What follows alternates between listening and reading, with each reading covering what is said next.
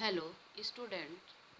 I am your science teacher Manisha Verma, and you all are welcome in my online classes. Today we will discuss about the pressure. What is pressure? Now,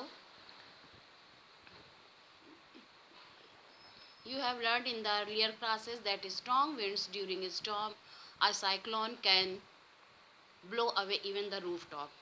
जब कभी बहुत तेज आंधियाँ चलती हैं, हवाएं चलती हैं या साइक्लोन, तो घर की छतें तक उड़ जाती हैं। और ये आपने देखा होगा कि विंड्स और साइक्लोन्स जो होते हैं वो एयर प्रेशर के डिफरेंस के कारण ही होती हैं। तो कोई भी रिलेशनशिप यहाँ पर क्या है, प्रेशर और फोर्स के बीच में, तो हम लोग यही जानने का प्रयास करेंगे, इन्हीं सवालों का ढूंढने का प्रयास करेंगे कि what are the relation between pressure and force etc. Now, अगर आप एक कोई भी कील ले लीजिए और उसको उसके हेड की तरफ से, जिधर ब्लंट होता है हेड की तरफ से अगर आप लकड़ी में ठोकने का प्रयास करेंगे, डालने का प्रयास करेंगे, तो क्या वो जाएगा?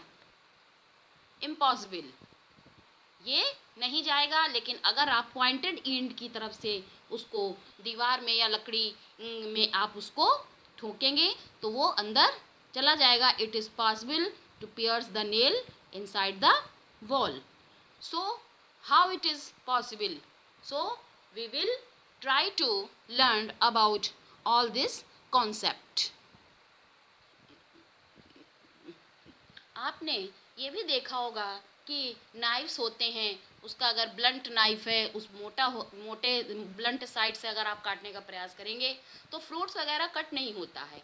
लेकिन अगर आप जिधर बहुत तेज़ धार है, शार्प नाइफ है, तो उससे कट जाता है। तो ये कैसे होता है कि किस प्रकार से एरिया में जो है, एरिया के हिसाब से फोर्स अप्लाइड होता है। तो आइए अब हम इसको जानने का प्रयास करते हैं। Pressure equal to force upon area on which it acts. मतलब ये है कि प्रेशर फोर्स के बराबर है और ये डिवाइड में नीचे है, तो pressure is directly proportional to force and pressure is inversely proportional to area on which it acts. कि प्रेशर, जितना ज़्यादा प्रेशर से हम किसी भी चीज़ पर प्रेशर लगाएंगे, जितना ज़्यादा उतना ज़्यादा फोर्स लगेगा। जितना ज़्यादा प्रेशर होगा उतना कम एरिया होगा। प्रेशर ज़्यादा है, एरिया कम है। प्रेशर कम है, एरिया ज़्यादा है। तो अगर हम कील की नोक की तरफ से दीवार पे हम ठोकते हैं तो दीवार कील की जो नोक है उसका एरिया कम हो गया है, तो ज़्यादा प्रेशर से अंदर जाएगी। इसी प्रकार से शार्प नाइफ है तो उसका एरिया कम है, तो ज़्यादा प्रेशर से जल्दी से फल कट जाएगा। लेकिन ब्लंट साइड में एरिया ज़्यादा है तो प्रेशर कम लगेगा। तो सिर्फ इतनी चीज़ आपको इसमें समझनी है। तो इस प्रकार से हम ये चीज़ देखेंगे इसमें कि आगे क्या होता है, किस तरह से होता है, क्या क्या इसके रूल्स हैं। हम अपने रोज़मर्रा के जीवन में भी बहुत सारी चीज़ों को देखते हैं। जैसे आप देखते हैं कि हमारे जो शोल्डर बैग्स होते हैं उनके जो स्ट्रेप्स होते हैं वो चौड़े होते हैं।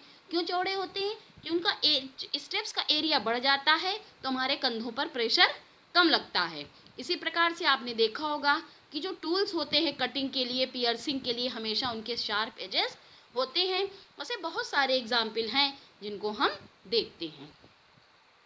अब हम बच्चों pressure exerted by liquid and gases. Now, to understand the how pressure acts on the liquid and gases, first of all we have to perform an activity. First of all we have to take a transparent tube. We will show you, I want to show you in the figure.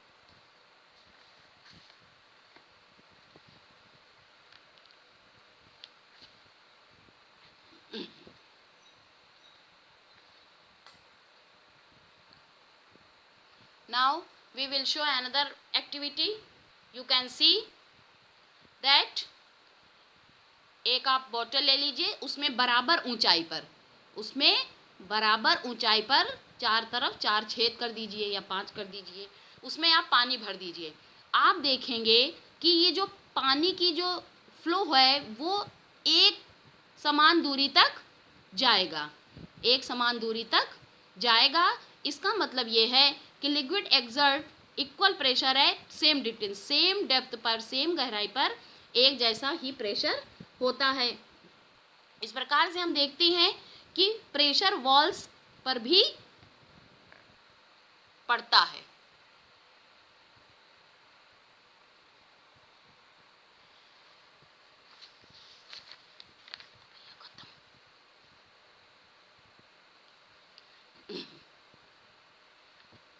Now we need to know how large or small is the atmospheric pressure.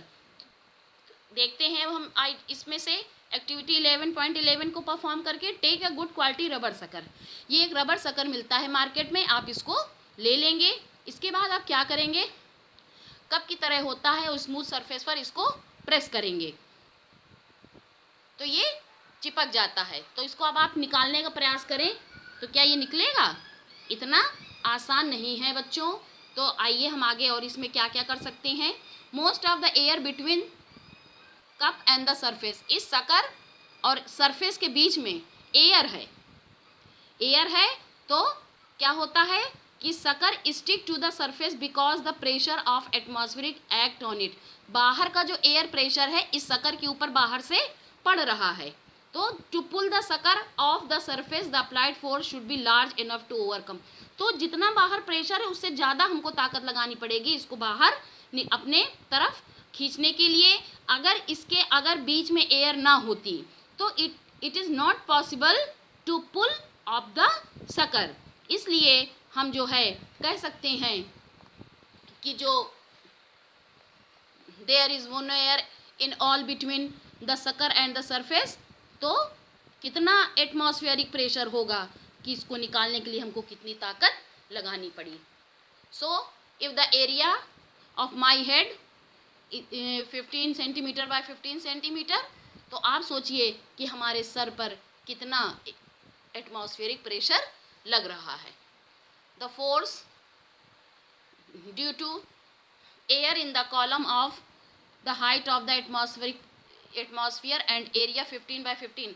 अगर हमारे sir का जो area है 15 by 15 centimetre है तो force of gravity on an object, तो उसका कितना होगा 225 kg होगा, यानी कि 2250 न्यूटन। तो यही रीज़न है कि the reason we are not crushed under this force of gravity. यही कारण है कि इस फोर्स ऑफ ग्रेविटी के कारण हम नहीं दबते हैं कि हमारे शरीर के अंदर उतना ही प्रेशर है जितना हमारे ऊपर एटमॉस्फेरिक प्रेशर लग रहा है और बैलेंस हो रहा है। I want to show you this figure, it will clear your all the doubts. Suppose this is the area and this is the atmospheric pressure. जितना एटमॉस्फेरिक प्रेशर हमारे सर पे लग रहा है उतना ही हमारे शरीर के अंदर भी प्रेशर है, जिससे कि दोनों प्रेशर बैलेंस हो जाते हैं और हम इस प्रेशर से दबते नहीं हैं। तो this is all about your chapter. I hope you will understand very clearly. और बच्चों मैं एक बात कहना चाहूँगी कि आपके नॉलेज में, आपके ज्ञान में भाषा बाधक नहीं बन सकती, लैंग्वेज बाधा नहीं बन सकती। आपको कॉन्सेप्ट क्लियर होना चाहिए, यही सबसे बड़ी बात है। यही मैं कहना चाहूँगी कि कोई भी डाउट्स हो you can ask in comment box.